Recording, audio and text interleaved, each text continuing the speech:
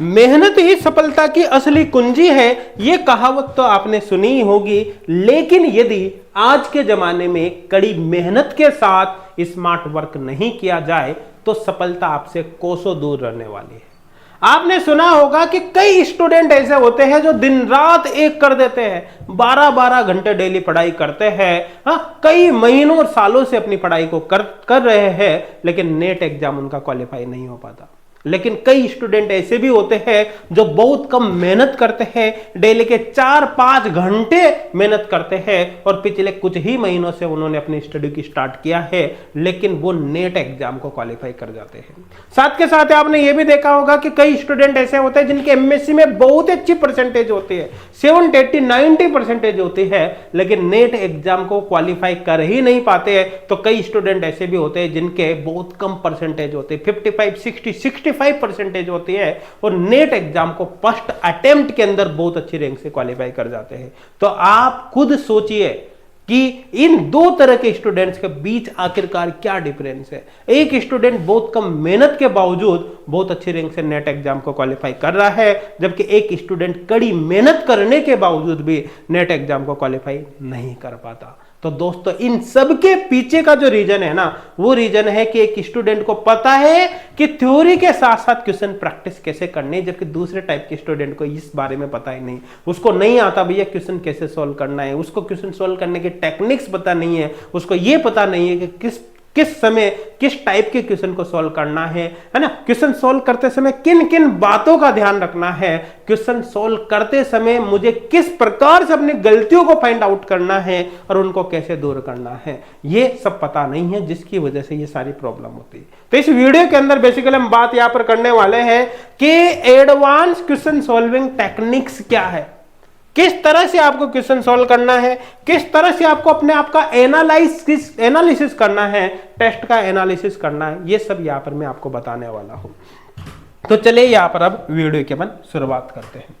देखो, कोई भी चैप्टर जब आप सीएसआई नेट की स्टडी स्टार्ट करोगे तो भैया कोई ना कोई चैप्टर आप स्टार्ट करोगे, तो जाहिर सी बात है मैं किसी भी एक चैप्टर का एग्जांपल ले लेता हूं।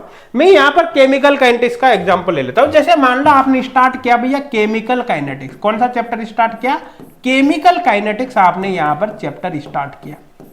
अब केमिकल काइनेटिक्स जब चैप्टर आप स्टार्ट करोगे तो ऐसा तो है नहीं भाई एक साथ पढ़ लोगे, आप इसके 1 बाय 1 टॉपिक पढ़ोगे, नहीं पढ़ोगे ना। जैसे मान के चलो कि आपने यहां पर पढ़ा कि सबसे पहले इसकी रेट इक्वेशन पढ़ी, फिर यहाँ पर रेट लॉ पढ़ा, है ना, फिर factors affecting rate of reaction आप यहाँ पर देख रहे हो, क्या factors affecting rate of reaction देख रहे हो। फिर मान लो यहाँ पर 0 order, first order, second order, nth order reaction देख रहे हो। मान लो आरएनएस इक्वेशन आपने यहाँ पर देखे, मान लो आपने स्टेडी स्टेट अप्रोक्सीमेशन ऐसे देख रहे हो, थ्योरीज ऑफ रिएक्शन रेट आप देख रहे हो, theories of reaction rate, kinetic salt effect आप यहाँ पर देख रहे हो। इस तरह से एटसेट्रा अलग अलग चैप्टर्स, अलग अलग इसके टॉपिक्स आप पढ़ रहे हो, ठीक है।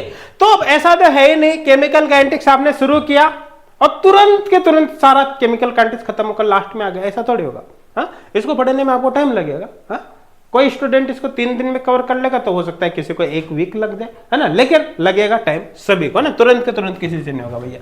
तो आपको इसको पढ़ना कैसे, सबसे पहले बात तो ये देखो आप, है ना भाई, आपने सबसे पहले क्या थ्योरी पढ़ोगे। थ्योरी भी ऐसा नहीं सबकी पढ़ी, आपने सपोज करो कि आज पढ़ाई शुरू करी, पढ़ाई शुरू करते आपने देखा कि 2 घंटे मेहनत के बाद आपने इन 3 टॉपिक को कवर कर लिया, है ना। आपने रेट इक्वेशन पढ़ ली, रेट लॉ पढ़ ली और आपने factors affecting rate of reaction आपने देख लिया।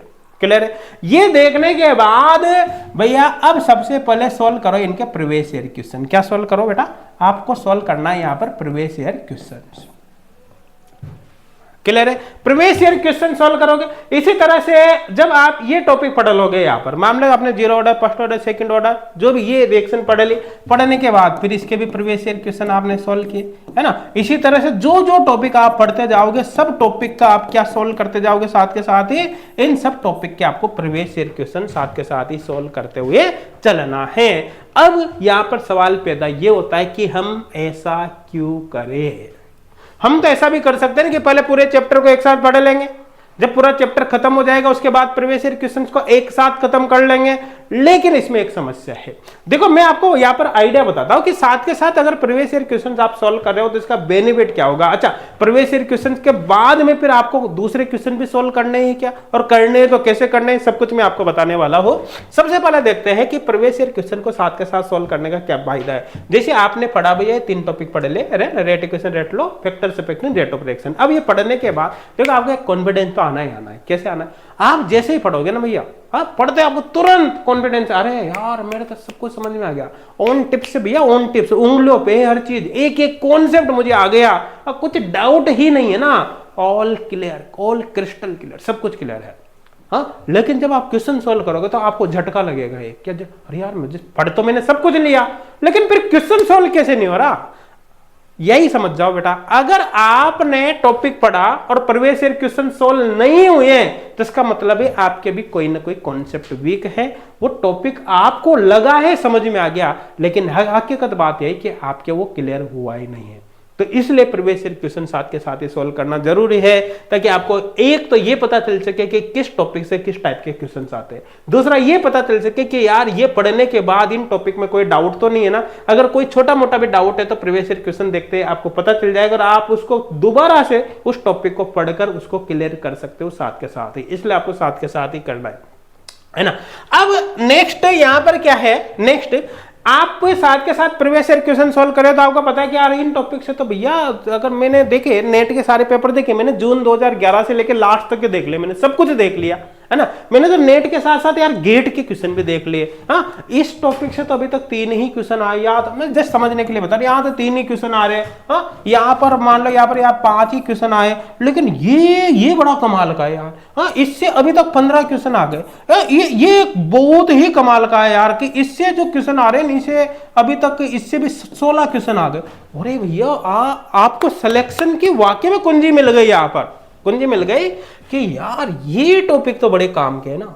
हाँ, ये इन पर ज्यादा फोकस करना चाहिए। क्यों, ये जस्ट समझने के लिए बता रहा हूं ना, आप देखोगे तो आपको पता चलेगा है ना। इन पर ज्यादा फोकस करना चाहिए, इनको भी मुझे पढ़ना है क्यों, क्वेश्चन कभी कभी आता है, लेकिन इन पर कम फोकस करना है। इसका मतलब आपको आपकी सफलता की कुंजी यहां पर मिल गई। आपको ये पता चल गया कि केमिकल काइनेटिक्स में जो इसके अंदर ढेर सारे टॉपिक है, बहुत सारे टॉपिक है, इन बहुत सारे टॉपिक में से ये गिने चुने 4-5 टॉपिक ऐसे जहां से मैक्सिमम क्वेश्चन आ रहे हैं। पूरी केमिकल काइनेटिक्स के 80% क्वेश्चन केवल इन 20% टॉपिक से आ रहे। अच्छा, आपने सुना होगा ना पेरेटो प्रिंसिपल्स, क्या कहता है कि उसके अनुसार एक तरह से इसी पर अप्लाई करें कि 80% क्वेश्चन आपके 20% टॉपिक से आएंगे। किसी भी चैप्टर का देख लेना आप, केमिकल काइनेटिक्स का आपने पूरे टॉपिक देखे, आपको पता चल जाएगा। ये एनालिसिस करते हैं कि पूरी केमिकल काइनेटिक्स में से जो 80% क्वेश्चन आते हैं ना, इसके केवल 20% टॉपिक से आएंगे और 20% क्वेश्चन 80% टॉपिक से आएंगे। हर चैप्टर में ऐसा ही होगा। थर्मो उठा के देख लो, रिएक्शन मैकेनिक्स देख लो, नेम रिएक्शन देख लो, रिएजेंट देख लो, आप कुछ भी देख लो, केमिकल बॉन्डिंग देख लो, आपकी मर्जी पड़ी जो चैप्टर उठा लो, उस पूरे चैप्टर के 80% क्वेश्चन मात्र उसके 20% टॉपिक से आएंगे और 20% क्वेश्चन 80% टॉपिक से आएंगे। इसका सीधा सीधा मतलब है बेटा, आपको मेन फोकस कहां पर करना है, आपको उन 20% पे करना है। मैं यहां पर ये आपको बिल्कुल नहीं बता रहा कि आपको बाकी टॉपिक को छोड़ना है, नहीं, उनको भी पढ़ना है, लेकिन उन पर ज्यादा फोकस नहीं करना है। आपको मैक्सिमम टाइम उन टॉपिक पर देना है जहां से ज्यादा क्वेश्चन आ रहा है। वहां पर सिंगल डाउट नहीं रखना है, कोई भी डाउट हो तो क्लियर आपको अच्छे से कर लेना। आई थिंक क्लियर हो गया होगा। और ये सारा निचोड़ आपके पास तब ही आएगा जब प्रीवियस ईयर क्वेश्चन को आप साथ के साथ सोल्व कर रहे हो। अगर प्रीवियस ईयर क्वेश्चन को आप पूरा चैप्टर खत्म होने के बाद सोल्व कर रहे हो तो इस चीज पर आपका दिमाग कभी भी नहीं जाएगा कि यार इस चैप्टर में से, इस केमिकल काइनेटिक्स में से कौन सा टॉपिक मोस्ट इंपॉर्टेंट है, किस पर मुझे ज्यादा फोकस करना है, किस पर कम करना है। तो आई थिंक समझ में आ गया होगा प्रीवियस ईयर क्वेश्चन साथ के साथ ही क्यों सोल्व करना है। अब एक बात और समझना, देखो आप जब पढ़ोगे तो थ्योरी आप कहां से पढ़ोगे भैया।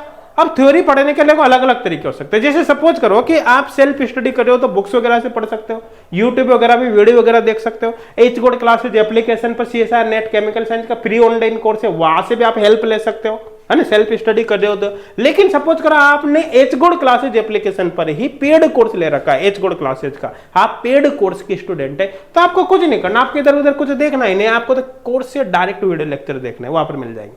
वीडियो लेक्चर देख लिया, थ्योरी आपने पढ़ लिया, प्रीवियस ईयर क्वेश्चन सॉल्व करोगे तो भैया आप इन्हीं टॉपिक के, जब क्वेश्चन सॉल्व करोगे तो इन्हीं टॉपिक के देख रहे हो ना क्वेश्चन, तो आपके पास कुल मिला के चैप्टर वाइज और टॉपिक वाइज सेपरेटेड क्वेश्चन होना जरूरी है, नेट और गेट के कम से कम, है ना। अब टॉपिक वाइज और चैप्टर वाइज क्वेश्चन आपके पास है तो ऐसे केस में क्या होगा, ये टॉपिक पढ़ा तुरंत इन क्वेश्चन को सॉल्व कर ले, ये टॉपिक पढ़ा तुरंत इसके पीवाई के सॉल्व कर ले, टॉपिक पढ़ा तुरंत इसके पीवाई के सॉल्व कर ले, लेकिन आपके पास क्वेश्चन ही नहीं है तो कहां से सॉल्व करोगे।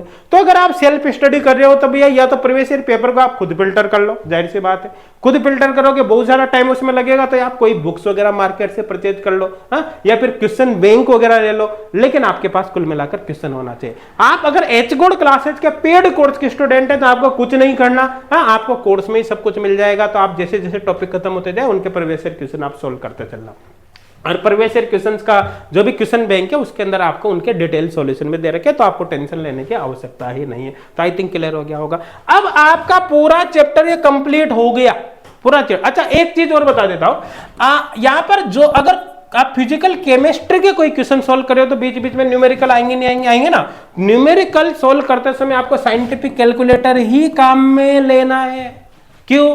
क्योंकि आपके एग्जाम के अंदर कैलकुलेटर आता है ना। अब कैलकुलेटर आता है तो वहां पर जो न्यूमेरिकल प्रॉब्लम होते हैं ना काफी टफ आती है, कैलकुलेशन उसमें काफी हार्ड आती है, इसलिए साइंटिफिक कैलकुलेटर आपको अभी से यूज में लेना है ना। अदरवाइज इसको आप तुरंत एग्जाम में कभी भी यूज में नहीं ले पाओ। आप सोचोगे ना कि मैं मेन एग्जाम में देख लूंगा, यहां तो कोई कैसे भी कर लूंगा, मेन एग्जाम में देख लूंगा, नहीं कर पाओगे बेटा। आपको अभी से साइंटिफिक कैलकुलेटर काम में लेना है ताकि आपकी प्रैक्टिस इसी पर हो, कॉम्प्लिकेटेड प्रॉब्लम्स को भी आप इजीली सॉल्व कर पाओ, ताकि बाद में फिर प्रॉब्लम नहीं आए। तो साइंटिफिक कैलकुलेटर पर ही आपको न्यूमेरिकल सॉल्व करने हैं। नेक्स्ट है जब पूरा चैप्टर आपका खत्म हो गया, पूरा चैप्टर खत्म होने के बाद फिर आपको भैया ऑनलाइन टेस्ट सीरीज से क्वेश्चन अटेम्प्ट करने हैं। अब ये जो क्वेश्चन अटेम्प्ट करोगे ना, अभी पूरे चैप्टर के अटेम्प्ट करने हैं। केमिकल काइनेटिक्स पूरा हो गया, पूरे केमिकल काइनेटिक्स के क्वेश्चन देखो। तो पहले तो आपने हर टॉपिक के साथ प्रीवियस ईयर क्वेश्चन सॉल्व किए, लेकिन अब आप पूरे चैप्टर के क्वेश्चन एक साथ सॉल्व कर रहे हो। तो यहां पर ध्यान देना, जब आप ऑनलाइन टेस्ट सीरीज अटेम्प्ट करोगे तो कोशिश करो कि इसमें प्रीवियस ईयर क्वेश्चन नहीं हो, या हो लेवल को मेंटेन करने के लिए तो कुछ इक्के दुक्के क्वेश्चन हो, लेकिन ज्यादा क्वेश्चन नहीं हो। रीजन क्या है, अगर इसके अंदर ज्यादा क्वेश्चन है तो प्रीवियस ईयर क्वेश्चन तो आप पहले सॉल्व कर चुके हैं ना, फिर यहाँ पर क्या करोगे आपको पता ही नहीं चलेगा। अब यहां पर पूरे चैप्टर के क्वेश्चन एक साथ है तो पूरे चैप्टर के सारे कॉन्सेप्ट आप यहां पर आप इंप्लीमेंट करोगे तो आपके फायदा होगा नहीं होगा। अब आप पूरे चैप्टर के कॉन्सेप्ट यहां पर इंप्लीमेंट करोगे तो ऑनलाइन टेस्ट सीरीज से आपके कॉन्सेप्ट अच्छे से क्लियर होंगे।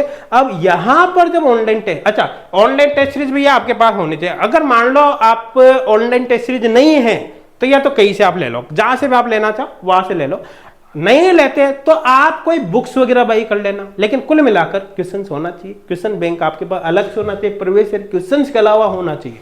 रीजन क्या है, अदरवाइज प्रैक्टिस कैसे करोगे, ठीक है ना। इसलिए क्वेश्चंस होना बहुत ही, पहले प्रायोरिटी पीवाईक्यूज, उसके बाद की प्रायोरिटी ये है ना। हाँ, एच गोल्ड क्लासेज के पेड कोर्स के स्टूडेंट है तो फिर आपको टेंशन नहीं लेने भैया, आपके पास ऑलरेडी आप कोर्स में चेक करोगे उसके अंदर टेस्ट सीरीज भी आपको मिली होगी। अगर आपने कॉम्बो कोर्स लिया है तो उसके अंदर सब कुछ मिलेगा आपको ना, तो आपको टेंशन नहीं लेने। लेकिन जो स्टूडेंट सेल्फ स्टडी कर रहे हो उनके पास ये होना चाहिए, या फिर मार्केट से कोई बुक वगैरह ले लो। मैं कहूंगा ये कि ऑनलाइन टेस्ट सीरीज ही होनी चाहिए। क्यों होनी चाहिए? क्योंकि ये होने का फायदा है कि आपका मेन एग्जाम किस पर होगा भैया, मेन एग्जाम होगा ऑनलाइन। ऑनलाइन एग्जाम होगा तो प्रैक्टिस भी वही करो। दूसरी बात क्या होती है कि टाइम बाउंडेड होती है। जैसे मान लो कि 20 क्वेश्चन के लिए मान लो 40 मिनट आपके पास है, तो 40 मिनट जैसे ही होंगे आप टेस्ट को अटेम्प्ट करो मत करो वो ऑटोमेटिक सबमिट हो जाएगा। मतलब यहाँ पर 1 सेकंड आपको एक्स्ट्रा नहीं मिलेगा, तो टाइम मैनेजमेंट अच्छा होगा नहीं होगा। अब जब आप किसी भी चैप्टर का केमिकल काइनेटिक्स पूरी पढ़ी है ना, आप इसका ऑनलाइन टेस्ट अटेम्प्ट करोगे, अटेम्प्ट करते आप इसको एनालाइज अच्छे से करो। आप क्लियर देखो कि भैया टोटल जो 40 मार्क्स का पेपर है, मान लो 40 मार्क्स का पेपर है, तो 40 मार्क्स में से टोटल कितने मार्क्स आपके आए, आपने टोटल टाइम कितना अटेम्प्ट किया, आपकी एक्यूरेसी कितनी रही। पता चले कि आपने जितने क्वेश्चन अटेम्प्ट किए उनमें से आधे गलत हो जाए, आपकी एक्यूरेसी 50% रह गई तो कोई मतलब नहीं। आपकी एक्यूरेसी 80% से कम नहीं जानी चाहिए, 80, 90, 95, मोर देन 80% आपकी एक्यूरेसी होनी ही चाहिए। आप देखो कितने क्वेश्चन आपने करेक्ट किए, कितने इनकरेक्ट किए, कितने क्वेश्चन आपने छोड़ दिए। जो करेक्ट क्वेश्चन किए भैया उनकी टेंशन लेने की जरूरत नहीं है। वो क्वेश्चन ऐसे क्वेश्चन है जो आज आपने सही कर दिए, मेन एग्जाम में भी अगर इसी कॉन्सेप्ट पर बेस्ड कोई क्वेश्चन आया तो उसको आप सोल्व करोगे। सबसे ज्यादा जो क्रिटिकल है ना बेटा वो है कि इनकरेक्ट क्वेश्चन, कि इनकरेक्ट क्वेश्चन आपने देखा कि 5 क्वेश्चन मेरे गलत हो गए, आपका माथा खनक जाना चाहिए कि 5 क्वेश्चन मेरे गलत हुए तो कैसे हुए। पता चला 5 क्वेश्चन में से एक क्वेश्चन आ रहा है भैया किसका, एसएसए का आ रहा है, स्टेडी स्टेट अप्रोक्सीमेशन का। देखो भैया एसएसए में मैंने क्या गलती कर दी, क्या कोई कॉन्सेप्ट तो ऐसा है जो मेरे समझ में नहीं आया, आप ढूंढो उस कॉन्सेप्ट को क्लियर करो। आपने देखा काइनेटिक साल्ट इफेक्ट का एक क्वेश्चन है जो गलत हो गया, अरे कैसे हो गया, आप देखो कहां पर गलती करी आपने ना, तो तुरंत आपको यहां से पता चलेगा कौन कौन से टॉपिक है जो अभी आपके पूरी तरह से क्लियर नहीं हुए हैं, अभी कॉन्सेप्ट में कमी है, वो आपको दोबारा से देखना है। तो कुल मिला के आपके वीक पॉइंट के बारे में आपको जानकारी मिल जाएगी कि कौन कौन से वीक पॉइंट आपके हैं। साथ के साथ जो क्वेश्चन आप अटेम्प्ट ही नहीं कर पाए हैं, तो अटेम्प्ट नहीं करने के पीछे 2 कारण हो सकता है। एक तो कारण हो सकता है कि हो सकता है आपके पास टाइम ही कम पड़ गया, 40 मिनट का टाइम मिला था भैया, 40 मिनट का, मैं तो पूरा पेपर ही नहीं देख पाया, उसके पहले तो ये सबमिट ही हो गया, तो इसका मतलब ये टाइम मैनेजमेंट में कमी है। आपको क्वेश्चन सॉल्व करने में ज्यादा समय लग रहा है, तो आपको प्रैक्टिस बढ़ानी है। दूसरा हो सकता है कि आप अप्रोच ही नहीं कर पाए क्वेश्चन पर, आपके पास समय तो है, तो फिर भैया आप जिन जिन टॉपिक के क्वेश्चन आपने छोड़े उन टॉपिक को आपको दोबारा से देखने की आवश्यकता है, क्योंकि आपके कोई ना कोई कॉन्सेप्ट वहां पर कमी रह गई। तो कुल मिलाकर यहां पर आपको अपने वीक एरियाज को फाइंड करना है और इनको इंप्रूव करना है, और ये तभी होगा वो जब साथ के साथ आप मेहनत करोगे। फिर बता रहा हूं, न्यूमेरिकल को आपको साइंटिफिक कैलकुलेटर के थ्रू ही सॉल्व करना है, क्योंकि क्वेश्चन टफ होते हैं, प्रॉब्लम्स हार्ड होते हैं, आप डायरेक्ट सॉल्व करोगे टाइम लगेगा। दूसरी बात, साइंटिफिक कैलकुलेटर इसलिए यूज में लेंगे क्योंकि मेन एग्जाम में भी आने वाला है, वहां भी मैं उसी को काम में लूंगा। तो अगर आज से आपने प्रैक्टिस नहीं करी तो वहां पर आप उसको यूटिलाइज ही नहीं कर पाओगे। अब दोस्तों, आप H good classes application download करके CSR नेट केमिकल साइंस का फ्री कोर्स जरूर ज्वाइन कर लेना। आप सेल्फ स्टडी कर रहे हो तो इससे आपकी काफी हेल्प होने वाली है। हाँ, अगर आप डेडिकेटेड होकर बहुत अच्छे से प्रिपरेशन करना चाहते हैं तो आप पेड कोर्स ज्वाइन करें। आपको CSR नेट जून 2025 दिसंबर 2025 के लिए ऑनलाइन कोर्स मिल जाएगा, जिसमें टेस्ट सीरीज, वीडियो लेक्चर वगैरह सब कुछ आपको मिलेगा, है ना। आपको फिक्स वैलिडिटी के लिए भी कोर्स मिल जाएगा, जैसे 2 साल, 1 साल, 6 महीने, है ना, 3 महीने, 1 महीने, जो भी है। तो आप ये देख सकते हो ना, कोर्स ज्वाइन करने से पहले आप फ्री डेमो भी ज्वाइन करके देख सकते हैं। और बाकी आपको इन कोर्सेज की जो कंप्लीट डिटेल है उसका डिटेल वीडियो का लिंक आपको डिस्क्रिप्शन में मिल जाएगा। आप एक बार डिटेल वीडियो चेक करना, A to Z सारी जानकारी मिल जाएगी। बाकी फिर भी अगर कोई डाउट रहे तो आप हमको जरूर बताना, ताकि हम आपकी हर प्रॉब्लम को सॉल्व कर सके। साथ के साथ इस वीडियो को अपने फ्रेंड्स तक भी जरूर शेयर करना, ताकि आपके साथ साथ आपके फ्रेंड्स को भी इसका बेनिफिट हो सके। Thank you.